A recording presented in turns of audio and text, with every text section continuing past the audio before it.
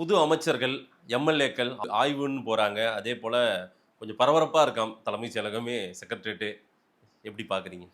தலைமைச் செயலகம் பரபரப்பாக இருக்கிறது, இளைஞர்கள் வர்றதுன்றது ஒரு நல்ல விஷயம் தான். ம். விஜய் அவர்களால் அது அதிகமாக வராங்க. இளைஞர்கள் அரசியல் பேசுகிறாங்க, அரசியல் பழகுறாங்க.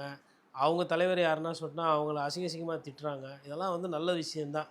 கோவம் வருதுல்ல, என் தலைவர் ஏன் திட்டுற, என் தலைவருக்கு அரசியல் தெரியாது. அந்த விழிப்புணர்வு பாராட்டத்தக்க தான். ம். அது இன்னொரு சைட்லேருந்து பார்க்கும்போது இல்லைன்னா என்ன பண்ணியிருப்பாங்க, இவங்க வெறும் படம் பார்த்துக்கிட்டு அப்படியே இருந்திருப்பாங்க. படம் பார்க்கறதுக்கு குறைச்சி அரசியல் பேசுகிறாங்க இல்லையா, அட்லீஸ்ட் அந்த தலைவர் மூலிமா. அதெல்லாம் உள்ளபடியே வரவேற்கிறது. இளம் வயதுக்கு சொந்தக்காரங்களும் நிறைய பேர் அமைச்சராக்கியிருக்கிறார் விஜய். அதெல்லாம் உண்மையிலே வரலாறு சிறப்பு மிக்குது. ஒரு விஷயம் நடக்கும் என்னென்னா, ஊழல் கொஞ்சம் குறையும். ஏன் குறையும்? என்ன அந்த கட்சியில் கொள்கை அவ்வளோ நல்லா இருக்கா, ஊழல் குறைக்கிற கொள்கையா, இல்லை கம்யூனிஸ்ட் சப்போர்ட் பண்ணுறது, அப்படி கிடையாது. அனுபவம் கிடையாது. நிறைய பேர் புதுசாக வந்திருக்கிறாங்க. அப்போ என்ன ஏதுன்னு தெரியாது அமைச்சர் பெருமக்களுக்கு. அமைச்சராக போட்டிருக்கிறதுல ஒரு ஒரு 60% நல்ல ஆட்கள் போட்டிருக்காரு. அதெல்லாம் குறை சொல்லக்கூடாது. ஒரு 40% போட்டிருக்காரு பாருங்கள். அந்த 60% இருக்கிற கெட்ட பேரை சேர்த்து இவங்களே எடுத்துருவாங்க. அந்த மாதிரி போட்டுக்கிறாரு. அமைச்சர் ஆகிறதுக்கு முன்னாடியே அவ்வளோ வீடியோ வருது, அவ்வளோ தரவுகள் வருது. சின்ன சின்ன விஷயத்துலேருந்து ஆரம்பித்து பெரிய பெரிய எல்லாத்துலேயும் உண்மைக்கு புறம்பாக பேசி வைக்கிறது. இவர் படித்தவர், அப்புறம் போய் பார்த்தா படிக்கவே இல்லை. இவர் அந்த இடத்துல டிகிரி அப்புறம் பார்த்தா அந்த டிகிரி குத்ததே தப்பு. அதுக்கப்புறம் இவர் மேலே குற்ற பின்னணி இல்லைன்னு பார்த்தா குற்ற பின்னணி இருக்குது.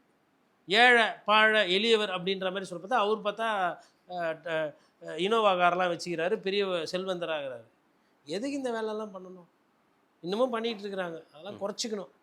ஏன்னா இப்போது ஜெகதீஷ்ன்னு அவங்க ஒரு ஒரு ஒரு அமைச்சர் ஜெகதீஸ்வரி சொல்லிட்டு அவங்க பத்திரிகையாளராக இருந்துட்டு ராஜபாளையத்தில் அக்ரிடேஷன் கிடைக்காம இன்றைக்கி அமைச்சராக ஆகுது. கேட்கும்போதே நல்லா இருக்குது.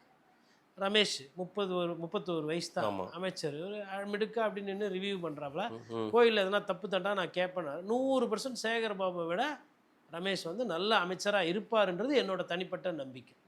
ஏன்னா இதையும் பார்க்கணும், நான் அதையும் பார்க்கணும். இவர் யார் சொன்னது, அப்படியா, கோயிலில் நகை, உனக்கு தெரியுமா, இப்படி பேசுவார்.